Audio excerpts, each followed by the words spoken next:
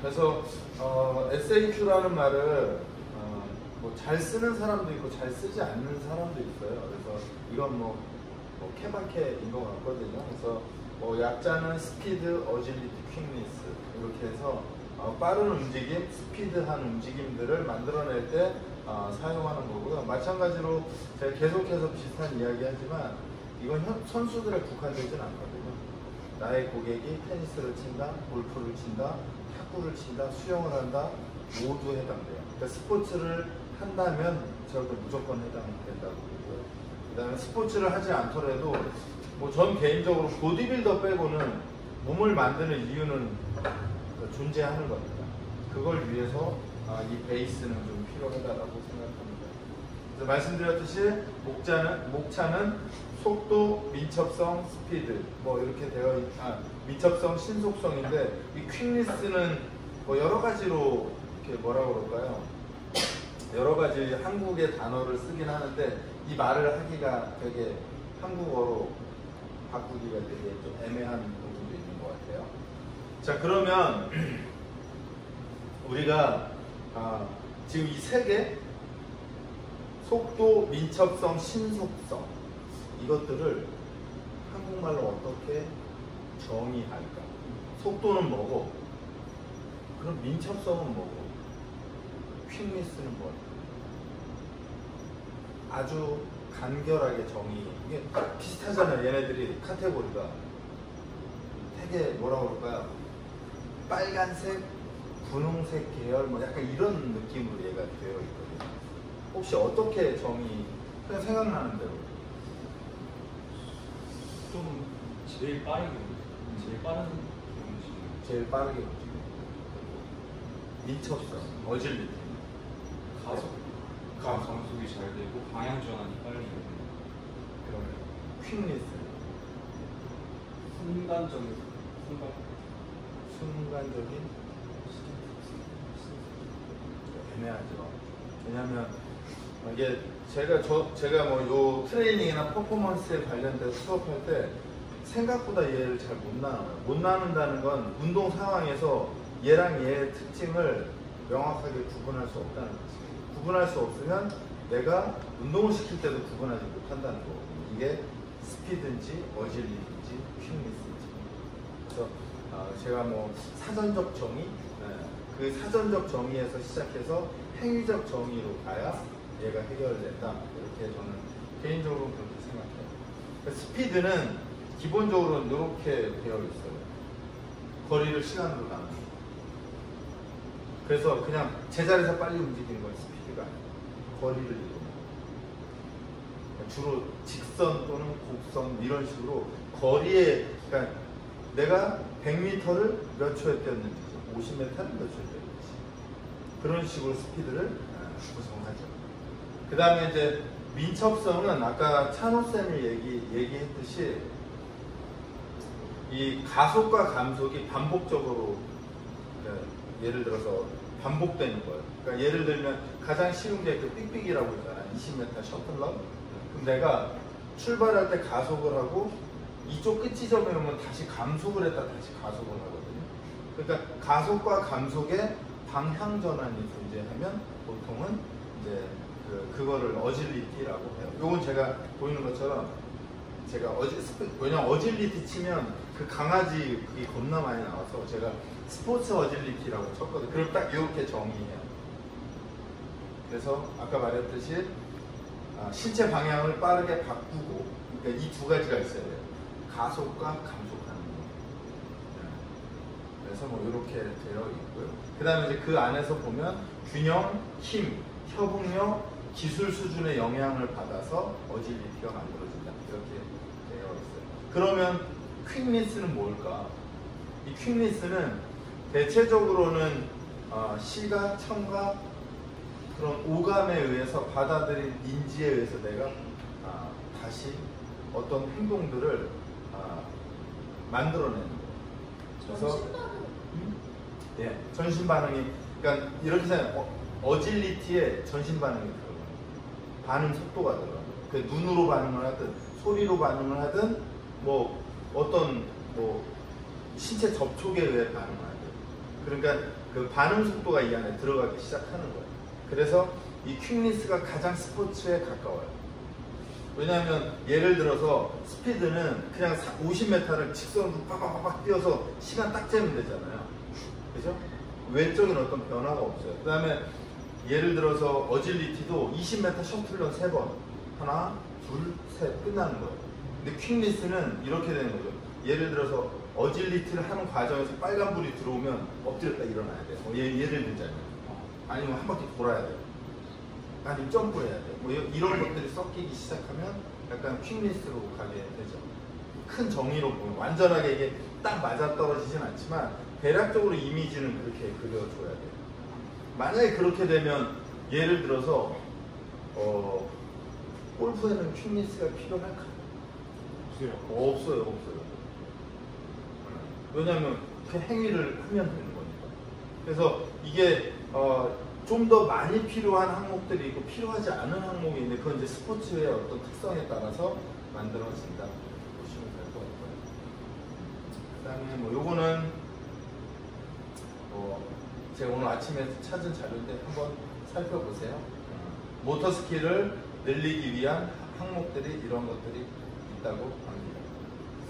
자, 그 다음에는 이제 스피드를 이야기할 텐데요. 기본적으로 이건 제가 개인적으로 자주 쓰는 그래프인데 스포츠 트레이닝 주기화에 있는 책이거든요. 1945년 소련의 부동독학자가 범퍼라는 사람이 만들었나 아마 그랬을 거예요. 스피드는 기본적으로 스피드는 어질리티와 스피드 엔듀런스, 맥시멈 스피드의 영향을 받아요.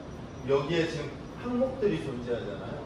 그죠? 예를 들어 스트렝스는 그럼 머스큘러 엔듀런스 그리고 맥시멈 스트렝스. 이게 영향을 주고받는 것의 그래프들이거든요. 얘가 잘 되려면 그 하위 항목들이 존재해야 돼요. 그 다음에 예를 들어서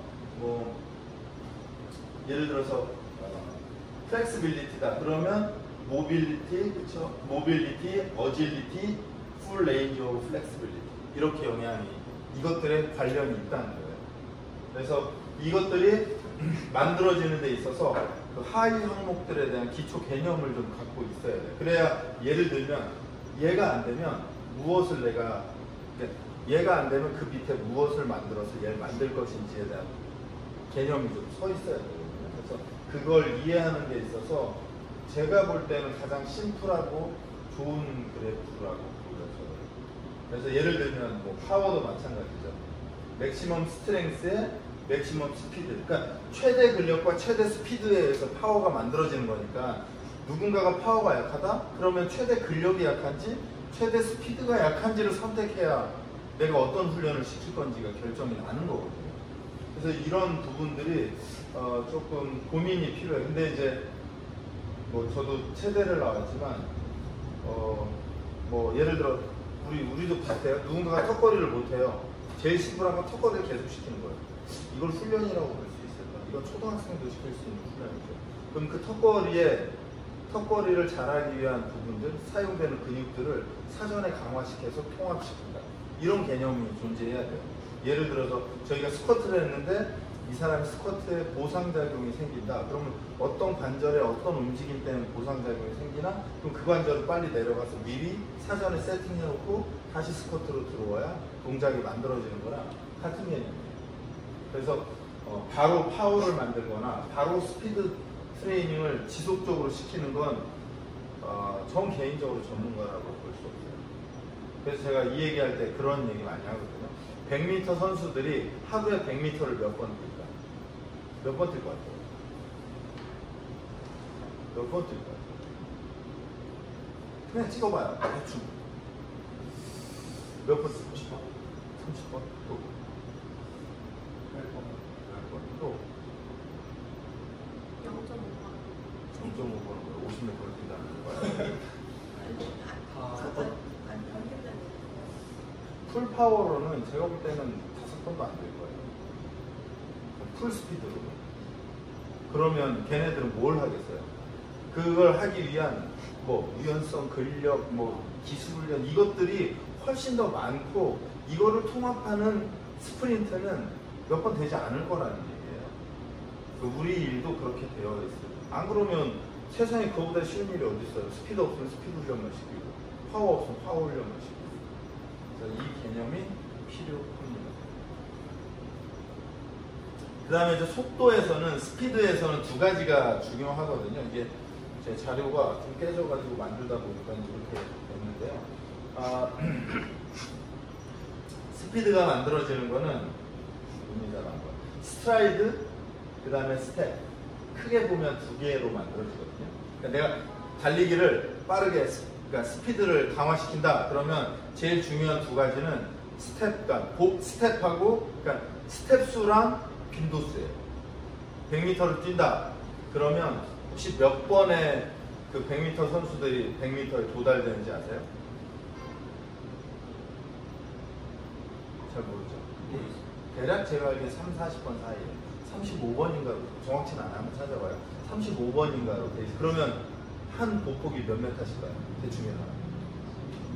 그렇죠. 2, 3m 사이잖아요. 네. 그렇게 되는 거예요. 근데 우리가 스피드를 증가시키려고 하면 제일 먼저 그러니까 스텝과 프리퀀시, 보폭, 뭐를 더 많이 훈련을 해야 될까요? 보폭과 속도 중. 보폭. 어떤 거?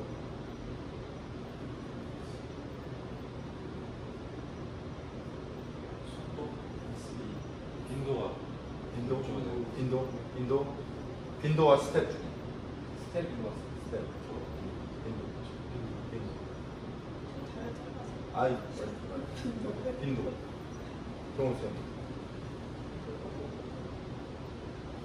기본적으로는 스피드를 만드는데 뭐 우선적으로 만들어야 될 거는 그러니까 빈도가 아니라 보폭이에요. 보폭을 만들고 보폭을 만든 상태에서 속도를 내기, 빈도를 만들시죠. 돼요. 그래서 기본적으로 그렇게 한다. 그러면 만약에 우리가 누군가에게 스피드 트레이닝을 시킨다. 그러면 보폭을 만들어내요. 왜냐하면 그 보폭이 만들어지려면 모빌리티, 스타빌리티, 스피드, 파워, 얘가 만들어져야 얘가 되는 거예요. 네. 빈도수에서 이제 그게 익숙해지면서 빨라지는 거잖아요. 일반적으로. 네. 그래서 근육과 수축 속도는 이렇게 반비례 관계로 되어 있고요. 그 다음에 이제 아까 말했듯이 이 빈도수랑 보폭을 보면 이렇게 되어 있다고 해요. 예를 들어서 스트라이드 랭스가 뭐 2.2이면 초당 10m를 가게 된대요. 그래서 이게 스트라이드 빈도수가 이렇게 빈도수랑 보폭이 같이 이렇게 늘어나야 되는 거죠. 두 개가 같이 늘어나야 속도가 늘어나는 거죠. 두 개의 관계를 생각해 볼 필요가 있다. 그래서 운동 속도를 향상시키기 위해서 잘 설계된 프로그램의 필수 요소는 이렇게 5가지가 있어요. 관절의 가동성, 유연성, 안정성, 강도, 힘, 근육과 관절의 탄력, 그 다음에 운동 기술, 전문화된 훈련. 이렇게 5가지 항목이 존재해요. 어떻게 보면 이 순서가 트레이닝 순서라고 보셔도 저는 무방하다고 해요. 여기서부터 시작해서 이렇게 가. 근데 전에도 제가 그 기술 파트에서 얘기했지만 요거 귀찮아요. 그러니까 자꾸 일로 가. 이거 안 하고 그냥 바로 막 가. 그 다음에 이제 안정성, 강도, 힘은 우리 뭐 매일 이야기하는 뭐 무브먼트 퍼포먼스 이런 것들이겠죠. 무브먼트의 퀄리티, 모빌리티, 스타빌리티 이런 것들을 만들어내고 그것이 엔듀런스, 스트렝스, 스피드, 파워, 퀵니스, 어질리티, 코디네이션까지 만들어지면 이게 융합된 게 스포츠 기술로 가게 되죠. 물론 여기에서 운동 체력과 건강 체력을 나눌 수도 있지만 여기에서는 합쳤거든요, 하나로. 그래서 그게 이제 안정성, 강도, 힘 이렇게 되고요. 그 다음에는 이제 근육과 관절의 탄력은 뭐 여러분 혹시 들어보셨나요? SSC, SSG 말고 스타콘 말고 SSC 들어봤죠? 이게 신전 단축주기거든요. 그래서 스트레치 쇼트닝 사이클이라고 하는데 이 신전 단축 주기를 빠르게 만들어주는 그런 트레이닝이 필요하죠. 그래서 이제 보통 이 트레이닝의 기본 골격은 대략적으로 느낌은 그 움직임의 트레이닝의 행동으로 보면 플라이오메트릭에 가깝다라고 보시면 돼요. 그래서 절대로 웨이트 리프팅으로는 쉽지 않다. 특히 반복 횟수가 10회 전후 되는 걸로는 속도 만드는 건 불가능. 그건 근력을 만드는 거예요. 그래서 그러니까 이 트레이닝 센터에서는 보통 근력을 만들고 밖에 나간 필드에서 보통 이 SSC 운동을 많이 해요. 그래서 이렇게 뛰고 점프하고 하는 운동들이 필드에서 이루어지거든요. 물론 뭐 실내에서도 점프를 할 수 있지만요. 그래서 뭐 SSC를 사용하면 대사 소비를 감소한다고 하는데 이건 뭐 정확히 잘 모르겠네요. 신장성 트레이닝은 근건 단위의 탄성 에너지를 더 많이 저장하고 생성할 수 있는 능력을 증가시킨다고. 그 다음에 이제 운동의 기술은 아까 말씀드렸듯이 뭐 요거에 의해서 돼요. 디스턴스, 디렉션. 디렉션은 방향이겠죠. 그 다음에 디스크립션, 그 다음에 액션에 의해서 움직이는 이런 것들이 운동 기술적인 부분이고, 이제 이게 보통은 이제 그라운드 컨택하고 관련이 있거든요. 그래서 저번 시간에도 얘기했듯이 만약에 방향을 바꿈에 있어서 내 착지 발의 위치, 내 무릎과 몸통의 위치에 의해서 그 다음 동작이 빨리도 되고 천천히 이렇게 휘청거리면서 리액션이 늦어지는 뭐 그런 것들을 기술이라고 하거든요. 그래서 이제 그게 그라운드 포스를 잘 운동 기술을 저는 간단하게 정의하면 내 스텝이 옮겨가는 곳에 내 무게 중심이 완벽하게 올라와 있어요. 그렇지 않으면 발목, 무릎, 그다음 뭐 발목, 무릎이 다치거나 또는 그라운드 컨택이 정상적으로 이루어지지 않으니까 대체적으로 나타나는 현상은 이런 스텝이 나오죠. 이렇게 딱 이렇게 하면 늦거든요. 딱 쫙 이게 아니라 딱 하면 늦어지잖아요. 그래서 이제 이런 동작들이 제가 볼 때 운동 기술의 부재, 운동 기술의 부재에서 오게 되는 거죠. 그 다음에 이제 뭐 마지막에 이제 전문화된 기술에서 뭐 요 두 개의 그림이 혹시 어떤 걸 의미하는지 아시겠어요? 감속? 얘는 감속? 얘는 가속? 뭐 하려고 이렇게 다르잖아요. 보조자의 위치가 다르잖아요. 왜 이렇게 했을까요? 얘는 어시스트, 얘는 저항을 그쵸. 왜? 목적이 있어. 기술적인 측면에서 봤을 때 물론 내 몸을 제가 컨트롤 해야겠지만 야외 스포츠적인 환경에서는 익숙하지 않은 환경에서의 스텝이 정확히 무게 중심점 안에 들어오기 위한 훈련이 혹시 왜 그래? 이거는 땡겨주는 거고요, 못 가게 한 거잖아. 뭐 이거는 진짜 표면에 보이는 거니까 그거 말이야. 뭐 하려고 이렇게 할 거야? 뭐 하려고? 이쪽은 그 훈련 받는 사람의 그냥 선수라고 선수의 그 총량을 좀 이렇게 늘려주는 어떤 운동 그 속도 측면에서 거기에 도달할 수 있는 호흡까지 하고, 그리고 저항 훈련은 거기까지 이제 스스로 본인이 만들어내는 이해했어요? 아 괜찮아요. 그냥 정리하는 게 필요해요. 괜찮아요. 그러니까 제가 보는 건 전 그런 얘기 많이 하는데 전문가는 다른 전문가가 하는 걸 보고 저 사람 왜 저걸 하는지에 대한 분석을 바로 할 수 있어요. 그래서 더 이상 시간 끌면 안 되니까 기본적으로 얘는 스피드를 늘리겠다는 의도예요. 이 사람이 뛰는 속도가 10인데 땡겨서 12를 만들겠다는 뜻이에요. 이해돼요? 그 다음에 여기는 스피드가 아니라 힘을 키우고 있잖아요. 그럼 바로 이게 두 개가 행위가 구분이 되잖아요. 그러면 아까도 얘기했죠. 만약에 스프린트를 하는데 누군가가 속도가 느려, 그러니까 얘를 러닝 스피드가 느려요. 근데 이 친구를 빠르게 만들어야 돼. 그럼 내가 얘를 힘을 기반으로 훈련을 시킬 건지 속도를 기반으로 훈련을 시킬 건지. 그러면 이 친구가 뭐가 약한지를 찾아내야 되죠. 이해돼요? 만약에 속도가 약하면 얘를 쓸 거고 힘이 약하면 얘를 쓰겠죠. 이해됐죠? 네. 대신에 조심해야 될 점은 뭐 이쪽도 그렇지만 특히 여기에서 이걸 지원 훈련이라고 하는데 잡아당기는 거거든요. 세게 당기면 어떻게 될 것 같아요? 내가 이 사람을 확 세게 당기면 어떤 반응이 선수한테 일어날 것 같아요? 뒤로 걸릴 것 같습니다. 그렇죠. 브레이크 잡아요. 너무 빠르니까. 그래서 이거 완전 손의 감각이거든요. 우리 약간 벤치프레스 할 때 막 못 들 때 손가락 2개 딱 올려서 착 올려서 싹 올라가요. 딱 그만큼만 힘을 줘서 당겨야 돼요. 왜냐하면 세게 당기면 내가 끌려가니까 내가 브레이크를 잡아요. 그러면 내가 하고자 하는 것에 반대로 가는 거예요. 그래서 이제 제가 이렇게 써놓은 건 보통 이게 오르막 달리기고 얘가 내리막 달리기 구분을 하잖아요. 근데 내리막을 어떻게 쓰냐면 내리막 달리기가 속도에 좋대. 그랬더니 경사를 15도를 뒀어요. 그럼 뒤꿈치 빡빡 박으면서 브레이크를 잡아요. 전혀 도움 안 돼요. 아마 축구할 때 그런 거 했을 텐데. 과학적이지 않은 것 같습니다. 그래서 이 경사가 사람이 인지하지 못할 만큼, 그러니까 내가 90의 속도인데 얘가 한 5 정도를 도와줘서 속도를 내게 만들어요. 무의식 중에. 그러기 위해서 가장 좋은 건 5에서 6도 정도의 경사를, 내리막 경사를 사용합니다.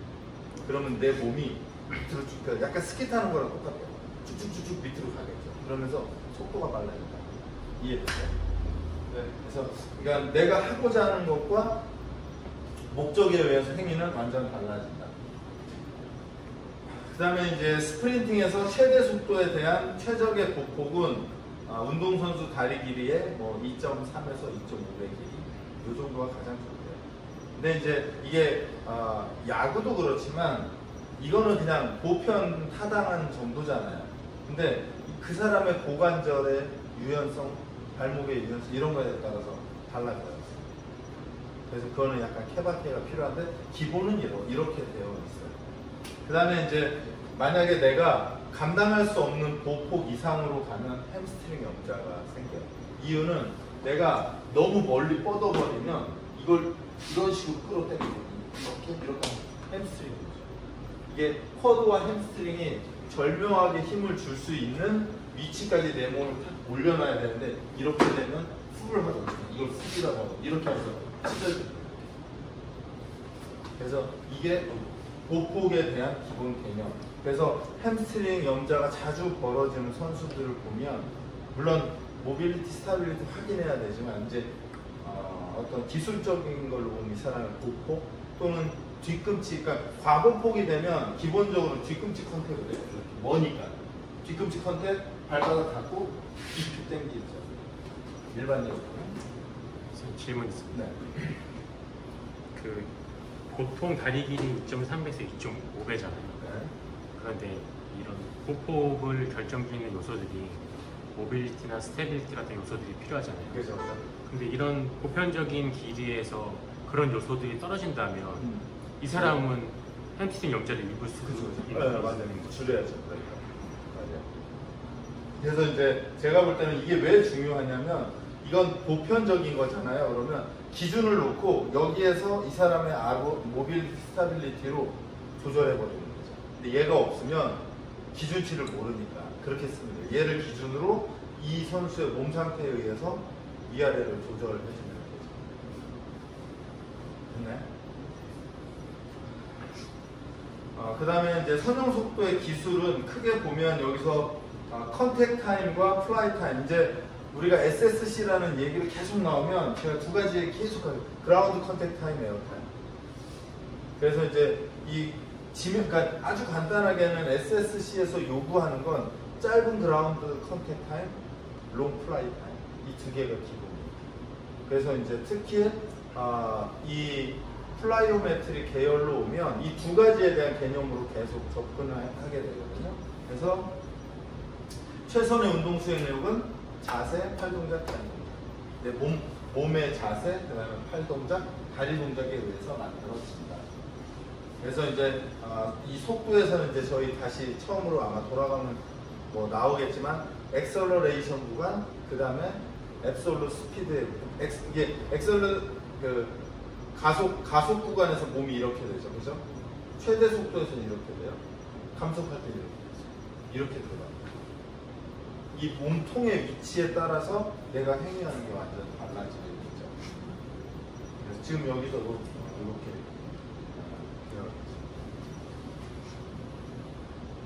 그 다음에 이제 민첩성은 아까 이야기했죠. 그래서 보면 이제 다방향성 속도 뭐 이렇게 되는데요. 신속한 내부 외부 정보 처리를 통해 큰 속도의 손실 없이 빠르고 정확하게 신체의 방향을 바꾸는 것, 이것을 뭐 민첩성이라고 해요. 그래서 아까도 말씀드렸지만 책마다 얘를 정의하는 게 조금씩 다르긴 한데 가장 심플한 정의는 아까 제가 보여드렸던 그거 같아요. 그래서 그러니까 어떠한 방향은 전후 좌우 다 포함하죠. 그래서 속도를 낼 수 있는 다방향성 속도. 그래서 이제 저희 그 ABP 포지션이라고 어슬레틱 베이직 포지션은 이거의 기초 단계예요. 만약에 이 상태에서 제가 방향을 바꾼다 그러면 이렇게 서서 ABP 포지션 들어가서 바로 이렇게 들어가면 내 체중의 100%가 양발 발바닥에 들어가거든요. 그게 이제 스쿼트 할 때랑 똑같은데 들어가서 몸이 가운데 있으니까 어떤 반응에 의해서 내가 전후 좌우를 다 움직일 수 있어요. 근데 만약에 구부렸을 때 예를 들어 발목이 딱딱하거나 무게중심을 앞으로 쏟았어요. 뒤로 갈 수 있을 것 같아요? 없을 것 같아요? 이건 재수예요. 이렇게 구부렸는데 공이 앞으로 오면 다행인데 뒤로 가면 이렇게 해서 뭐 이걸 일본 애들이 다크 걸렸다고 그 베이스 여기 홈 베이스에서 내가 이렇게 했는데 투수가 견제 빡 하면 움직이지도 못하고 이런 상황이 있거든요. 그래서 뭐 제가 이 이야기할 때 자주 하는데 그 메이저리그의 수비들이 이거 엄청 하거든요. 글러브 끼고 타자의 방망이에 공이 맞는 순간에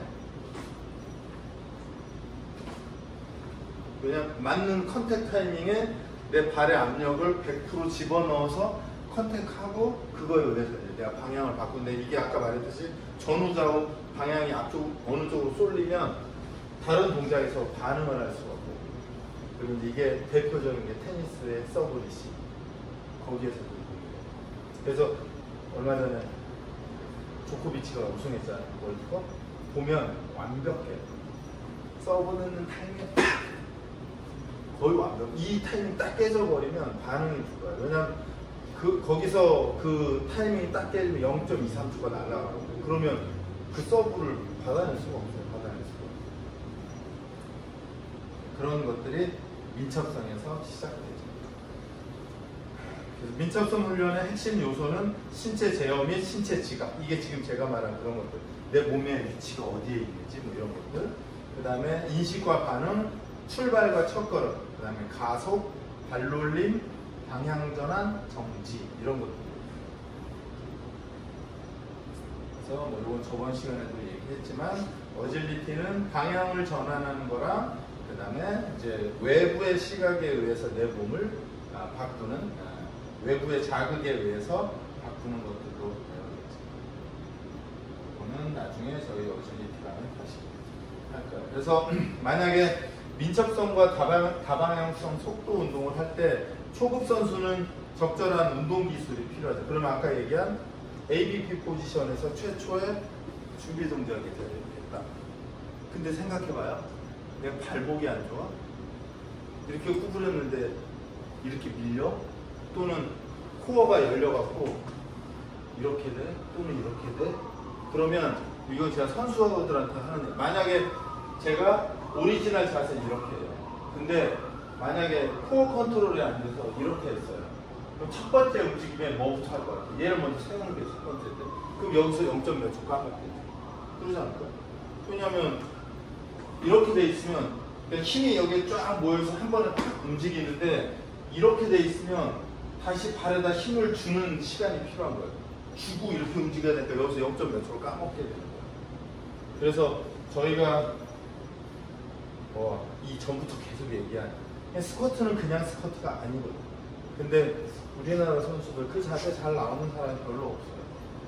안타까워. 전 개인적으로 이번 올림픽 보면서 저는 메달 따고 이런 건 별로 관심이 없었는데 선수들의 몸 상태가 좀 약간 기술만 너무해서 몸이 안 만들어진 선수들이 너무 많이 보인다. 그런 생각을 좀 많이 했어요. 그래서 초급 운동 선수한테는 적절한 운동 기술이에요. 그 운동 기술은 우리가 하고 있는 웨이트 트레이닝을 기반으로 하는 것 또는 포스처 이런 것들이 다 기본입니다. 그 다음에 이제 중급으로 오면 이제 속도를 증가시키죠. 근데 뭐 저는 이 얘기 자주 하지만 SNS 보면 막 민첩성 운동 하는데 진짜 가관이에요. 도대체 뭘 하려고 저걸 막 스텝하고 하는데 눈은 다 붓고 이러고 도대체 약간 저는 그거 보면서 어떤 느낌 뭐 욕해도 상관없지만 어떤 느낌이냐면 유격 훈련 받나? 뭐 정신력 훈련을 받나 지금? 쓸데없는데 너무 많은 에너지를 들이는 거였어요. 저는 그 박지성 선수가 되게 빨리 은퇴했잖아요. 근데 전 개인적으로 제가 금방 말한 이 문제 때문이라고 봐요. 쓸데없는데 에너지와 시간을 너무 많이 써서 이제 30살 된 선수가 40대 중반의 몸이 돼버린 거예요. 아무리 몸 관리를 열심히 해도 되지를 않죠. 그래서 그냥 저는 개인적으로 축구를 좋아하니까 이게 제가 볼 때 손흥민 선수와 박지성 선수의 차이랍니다. 한국에서 자란 몸을 혹사한 선수는 빨리 은퇴해야 돼. 손흥민 선수 지금 30몇 살이죠? 30대 초반이죠. 그렇죠. 그래도 전혀 몸에 문제가 물론 조금씩 부상은 있지만 문제가 없잖아요. 이게 정상이에요. 그렇습니다. 오늘 제가 야구도 봤는데 요새 메이저리그는 시속 100마일을 던지는 선수들 각 팀에 질비하고 100마일이면 160km를 넘겨요. 160km. 근데 그런 얘기 하잖아. 걔네들은 우리랑 뼈가 달라. 그럼 박혜정 선수는 금메달 어떻게 따요? 전 세계 힘 자랑하는 데잖아. 제일 힘 자랑하는 데서 은메달 딴 거잖아. 또 힘 자랑하는 중국이 따고. 제가 볼 때는 이건 말도 안 되는 거예요. 만약에 우리가 힘의 논리에서 그들한테 진다면 그 선수들이 메달 딸 수 없어요. 저는 얘기해요.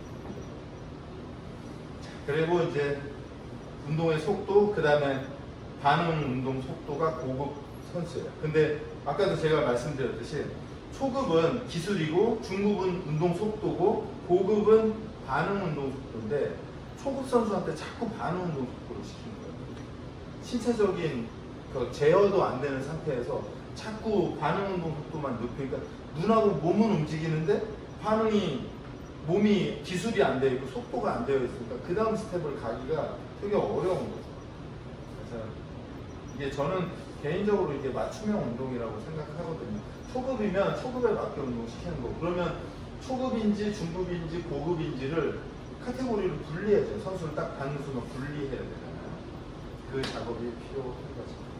그래서 이제 다방향성 운동을 할 때는 뭐 이렇게 힙 플렉션 동작, 그 다음에 몸을 일자로 쫙 펴는 동작들, 그 다음에 여기 뭐 튜브 사이드 워, 그 다음에 도시 플렉션. 이 여자애거든요. 도시 플렉션이 안 좋아요. 여러분 알고 있었어요? 도시 플렉션이 좋으면 어떻게 되냐면 제가 괜찮거든요. 이렇게 돼요. 이게 수직으로 쓴 상태에서 이렇게 돼요. 이거는 그러니까 티비알리스 안테리어에 힘이 없고 타이트, 그러니까 포스테리어, 가스트로네미어스나 솔레우스, 아킬레스가 타이트하니까 이렇게 해서는 못 드니까 이렇게는 못 드니까 엉덩이를 빼면 들리잖아요. 그래서 저는 이제 선수들 특히 이렇게 트레이닝이나 퍼포먼스 와서 처음에 딱 서서 발목 들어봐 이 상태에서 딱 이렇게 못 들면 문제 있는 거예요. 이 친구 안 좋아요. 이 책 볼 때마다 제가. 그래서 이제 뭐 이렇게 포스테리어 체인, 그 다음에 팔 흔들기, 그 다음에 발가락의 굽힘이니까요. 이 상태에서 발가락을 지면에 이렇게 딛는 그런 동작들. 그 다음에 이제 뭐 A 스킵, B 스킵 이런 동작들이 이제 발의 동작들을 만들어내지. 그리고 이제 월드릴. 지금 보시면 제가 항상 강조하는 발목이 무조건 지면과 수평인 상태로 서 있고요. 그 다음에 고관절도 딱 90도까지. 그래서 제가 이 동작이 이게 왜 중요하냐면 이 상태에서 만약 월드릴을 했는데 발목이 이렇게 드랍되면 여기서도 똑같이 때리려면 발가락으로 때려야 되잖아요. 세게 때릴 수 있을 것 같아요? 절대 못 때려요. 그래서 얘가 지면에 이렇게 올라와야 이렇게 때릴 수 있거든요. 이렇게 올라와야 이렇게 때리거든요. 이렇게 올라오면 세게 때릴 수가 없어요. 그리고 아까도 말했듯이 이렇게 올라오면 얘를 다시 당기는 동작을 한 번 더 해야 돼요. 그러면 그 공중에서 시간을 잃게 되거든요. 그러니까 다른 건 다 고정시켜 놓고 힙 플렉션만 들어서 그대로 때려 넣는 동작이에요. 그래서 뭐 제가 선수를 훈련시킬 때 이렇게 다리 들잖아요. 이렇게 발레리라니 이거는 발레하는 데 가고 여기서는 무조건 스포츠상에서 이 동작은 좀 왜냐면 이거 이렇게 찾지 않으면 이거 어떤 상황이 벌어질 것 같아요. 발목 촉사가지고 무조건 들리면 발바닥은 수면과 그러니까 지면과 수평의 상태를 계속 유지해야 돼요. 그래서 이런 동작들의 훈련이고 그 다음에 뭐 여기 보면 측면 스킵 동작. 측면 스킵은 기본적으로 이렇게 이동을 하는 우리 사이드 웍에서 이렇게 생겨난 이런 동작이니까요.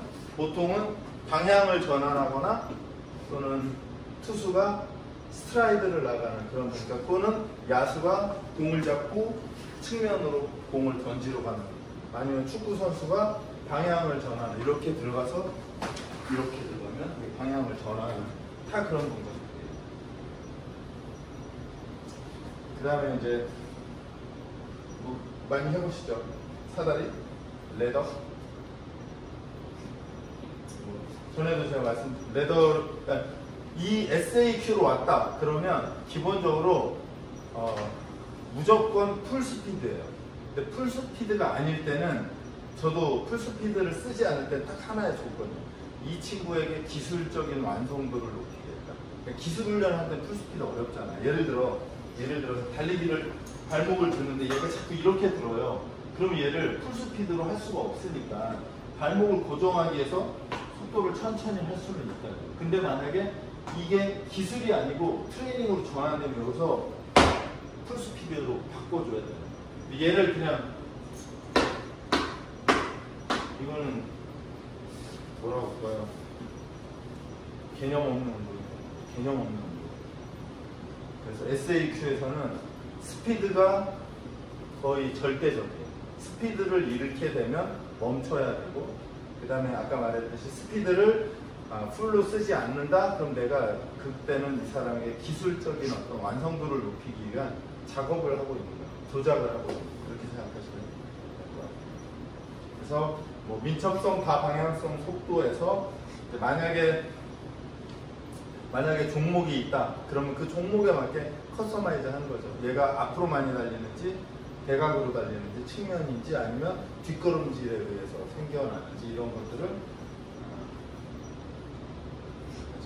저는 야구팀에 좀 오래 있었으니까 거의 야구팀 선수를 많이 했는데 투수들한테서는 사다리 운동 많이 하는 거 좀 이해가 안 돼요.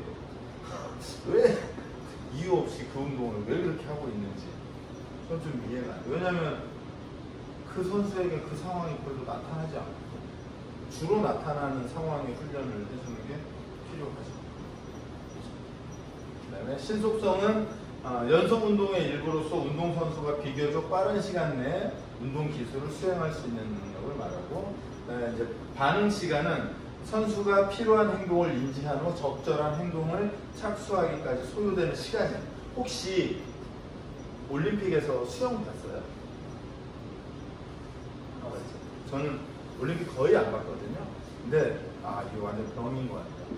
올림픽에서 제가 보고 싶은 건 뭔가 누가 수영을 잘하는지 좀 관심 없어요. 거기에서 그 아나운서랑 해설자가 뭐라고 그랬냐면 전신 반응이 어떤 선수가 0.48초였고 어떤 선수가 0.52초였고 이게 반응 시간이에요. 그러니까 예를 들어 수영 선수가 플랫폼에서 준비 쓱 들어갔다가 총소리가 빵 나면 그 소리가 남과 동시에 내가 움직이는 요 시간이죠. 요 시간까지 그게 보통 0.5초 정도거든요. 근데 아까 말했듯이 0.5초에서 내가 불필요한 동작으로 0.2초를 까먹는다. 어떻게 될 거야? 그러니까 0.1초 까먹으면 20% 날아가는 거잖아요. 탑 클래스 선수에서 20% 날아가면 끝난 거예요. 제가 볼 때. 이게 반응 시간이거든요. 그래서 그게 이제 육상에서도 스프린트 마찬가지고 이제 그런 동작들을 일반적으로 반응 시간이라고 해요. 그래서 이제 저는 야구팀에서 달리기를 두 가지로 하거든요. 그냥 네가 뛰어.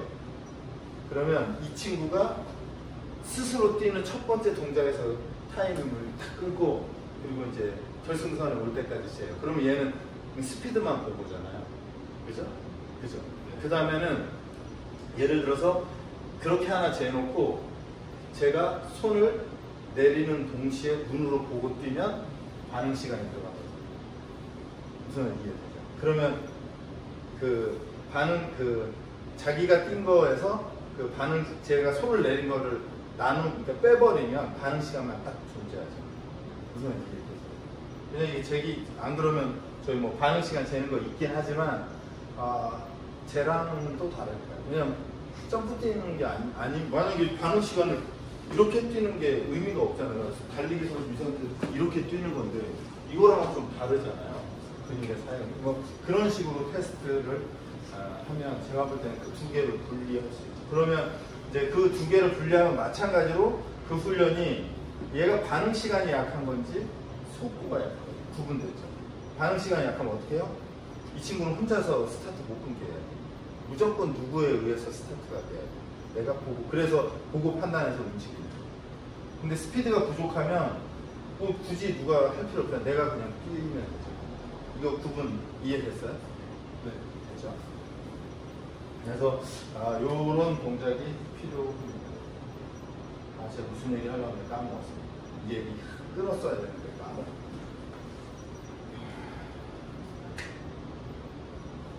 까먹었어요. 아니, 되게 중요하거든요. 되게 중요한데 특히 우리나라에서 이 반응 시간에 대해 저거예요. 그 뭐라죠? 눈으로 이렇게 보고 하는 거 뭐라고? 동체 시력? 네. 할 말 많거든요. 동체 시력 이렇게 앉아가지고 뭐 이렇게 계속 구분하고 있어요. 파란 거, 노란 거. 혹시 뭐 하는 거지? 그 지나가는 차에서 사람이 몇 명 있는지 막 동체 제가 볼 때 약간 바보들의 잔치 같아요. 아니 그러면 게임하는 애들이 더 잘하지 않을까요? 그렇죠? 그럼 동체 시로 게임하고 포카 치는 애들이 더 잘하게 순간 축축축 치는 그러면 걔네들이 육상에 오면 1등 하겠네? 말이 안 돼요. 왜냐면 인풋에서 우리는 아웃풋까지 첫 번째 근육의 움직임까지예요. 얘가 아니고 얘가. 근데 우리 계속 얘만 보고 있어. 빨간색. 실질적으로 이건 제가 팀에 있을 때 코치 감독하고 논쟁을 엄청 많이 해요. 그러면 제가 버스에서 계속 지나가는 사람 얼굴만 확인하면 동체시력 좋아지겠네요? 야구 잘하겠네요? 아니 그렇게 하고 그 다음 액션이 있어야 되잖아요. 그러니까 빨간색인지 노란색인지 구분을 했으면 그거에 의해서 내 근육이 움직여서 액션을 가야 이게 반응 시간이 되는 거잖아요. 그냥 눈이잖아요. 시력이잖아요. 시력과 동체 시력 진짜 저 재밌어요. 전 진짜 와 진짜 신박하다 저는. 와 저렇게 신박한 걸 만들어내는구나. 그렇습니다. 자 마지막 신속성인데요.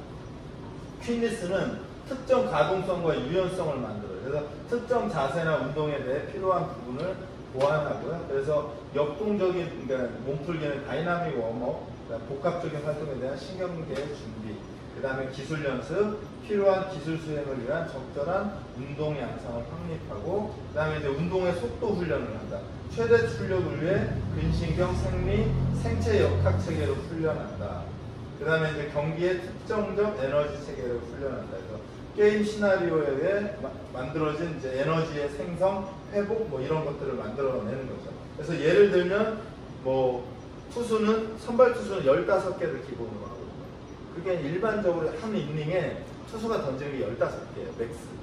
그래서 15개를 끊어서 투구를 하죠. 그래서 보통 15개 던지고 쉬었다가 다시 던지고 일반적으로 그렇게 해요. 근데 뭐 할 말이 많지만 여기서도 투구 능력을 높여야 된다고 한 번에 100개를 던져요. 와, 한 번에 100개를 던질 기회를 투수한테 줄 리가 없어요. 100개 던졌으면 제가 볼 때는 한 타자 한 3바퀴 돌았으니까 점수 몇 점 줬을까? 320점. 한 20점 줬겠죠, 20점. 그런 연습을. 그 다음에 이제 뭐 축구 선수 같은 경우는 예를 들어 45분 간격으로 했을 때 그 선수가 계속 뛰진 않잖아요. 뛰다가 걷다가 계속 반복하니까 그것에 의해서 우리 훈련 프로그램이 만들어져야 되는 거죠. 그러면 최대로 뛰는 풀스피드가 보통 그 셔틀런이 20m잖아요. 그래서 20m로 끄는 거거든요. 아주 특별한 케이스 빼고 다 20m 안에서 방향전환을 하거든요. 그런 것들. 그 다음에 이제 정리훈 운동은 뭐 유연성, 왜냐면 어떤 종목이든 근육이나 관절들을 과하게 썼기 때문에 걔를 다시 리커버리 해주는 게 필요하고, 그게 보통은 유연성 운동으로 해결을 합니다. 그래서 뭐 SAQ 뭐 프로그램은 이렇게 되어 있어요. 안정화, 그 다음에 강도, 힘 이렇게 되어 있고요. 그래서 순서적으로 봤을 때는 스피드 트레이닝이 먼저고, 스피드, 그 다음에 어질리티, 퀵니스 이렇게 순서대로 내려와요. 그러면 예를 들어서 선수의 구분 또는 뭐 어떤 회원의 구분을 한다고 셋 중에 약점은 뭐고 강점이 뭔지에 의해서 운동 프로그램에 큰 틀이 디자인되고 그 안에서 세부 종목으로 들어보는 게 필요합니다. 그래서 이렇게 SAQ가 이루어져 있습니다. 갑자기 하고 있는데 시영이한테 카톡이 떠갔고요. 이 질문이요. 속근에는 동물성 프로틴이 좋고요. 지근에는 식물성 프로틴이 좋다고 그러는데 자기 튜빙 끝났는데 뭘 먹어야 되냐? 저는 그거 처음 듣는 어디서 그렇게 심각하게 속으로 식물성과 유당단백질 모두 아니 뭐 할인된 게 없는 걸 알고 있어요. 이게 아까 제가 말한 창작물이에요. 창작물. 창작물. 동시에 시력. 네, 아까 뭐 제가 말한 동체 시럽과 좀 비슷한. 그래서 이게 약간의 영향이 있을 것 같으니까 그냥 파고들어서 소설을 써서 만들어낸 거죠. 이렇게. 신박하죠. 그냥 계란하고 두부 먹었습니다. 그래서 뭐 제가 자주 하는 얘기지만 전 뭐 모르겠어요. 제가 소신해서 그런지 모르겠지만 뭔가 만들 때는 제가 생각 절대 안 하거든요. 구글에 서치해서 레퍼런스 있는 걸 다 뽑아보고 오거든요. 그러니까 내가 하고 싶은 걸 그러니까 이게 논문이나 책 쓸 때 그렇게 하지 않나요? 내가 하고 싶은 얘기가 있어. 나는 진우쌤이 잘생겼다고 얘기하고 싶어. 그러면 한턱사. 예. 그렇게 하고 싶어. 그러면 누군가가 그렇게 얘기한 걸 갖고 오는 거야. 정호가 진우가 잘생겼대. 이렇게 돼요. 그래서 이게 제가 볼 때는 우리가 앞으로 계속 공부하면서 해야 될 건 저건 별로인 거죠. 이거 누가 그랬을 때 진우가요. 이건 아니고 누가 그랬어? 어떤 저자. 그래서 하자. 왜냐면 그렇지 않으면 잘못하면 무당이 될 수 있다.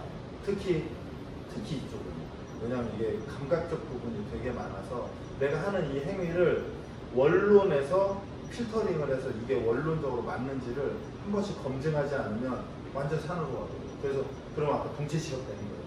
계속 동체 시력. 혹시 또 질문 있어요? 이게 개괄적이고 큰 내용들이라 세부적인 건 저희 앞으로 진행되면서 한다고 생각하면 되고 여기서 좀 큰 틀을 좀 봐주면 좋을 것 같아요.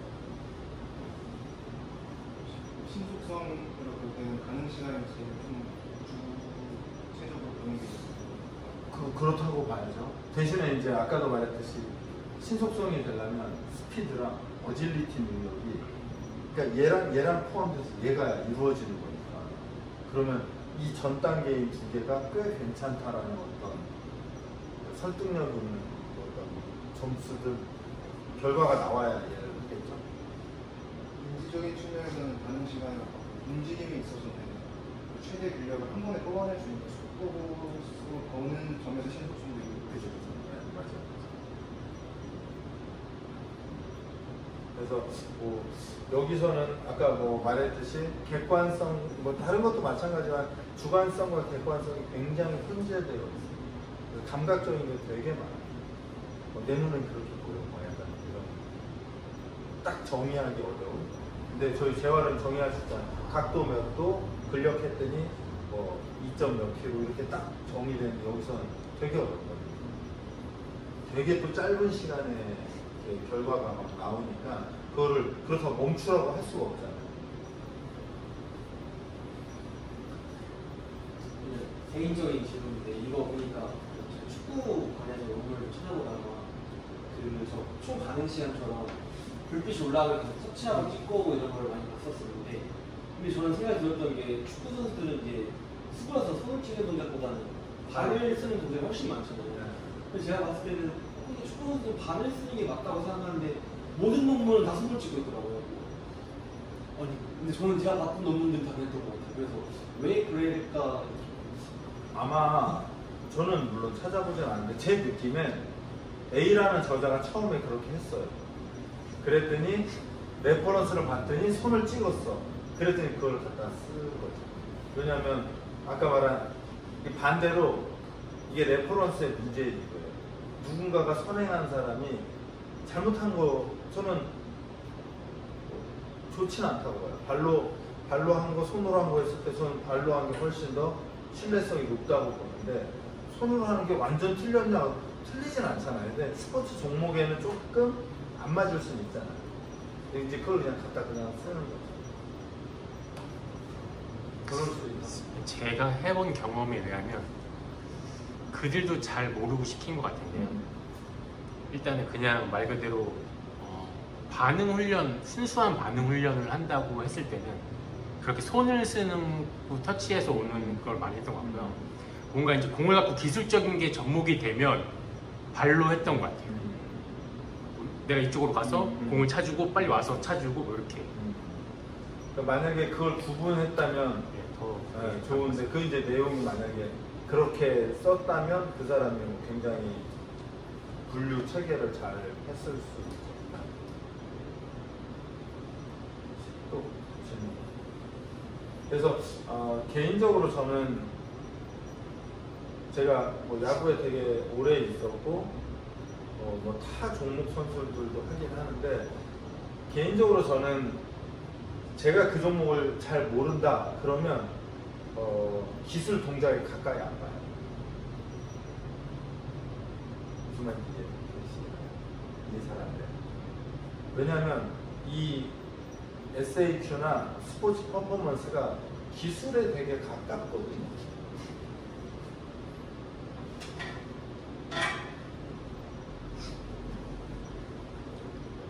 기술에 되게 가까워요.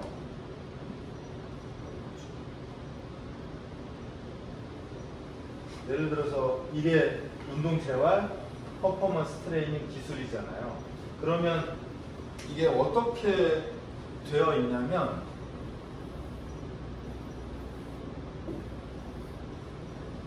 전 주로 이렇게 그리는데, 얘를 운동재활, 얘를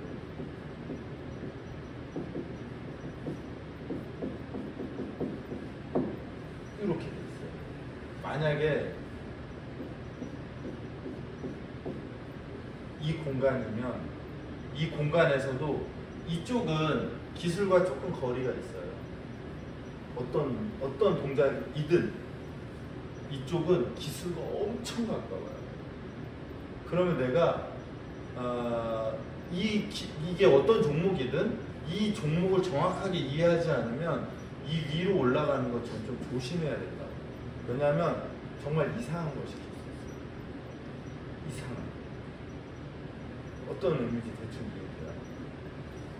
그래서 저는 저 약간 감각이 있는지 모르겠지만 제가 야구팀에 있을 때 선수들이 그렇게 하거든요. 저 던지는 것 좀 봐주세요. 막 그래요. 그러면 야 내가 던지는 걸 왜 봐줘? 코치한테 뭐 봐달라.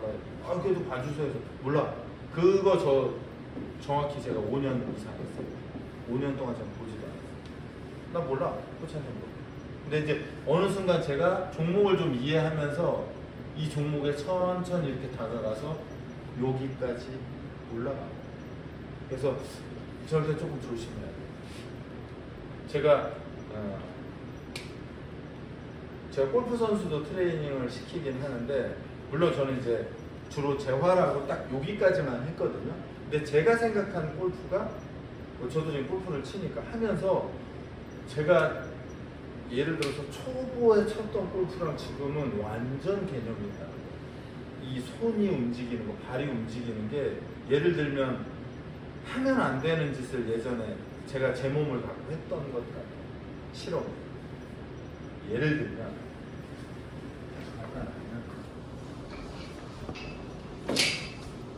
SNS 같은 데 보면 이렇게 해갖고 막 이렇게 돌리는 동작 있잖아요. 이렇게 이게 그 타이밍을 완전하게 정확하게 알지 못하면 왜냐면 여기에서 이렇게 하면 이건 빠진 거고요.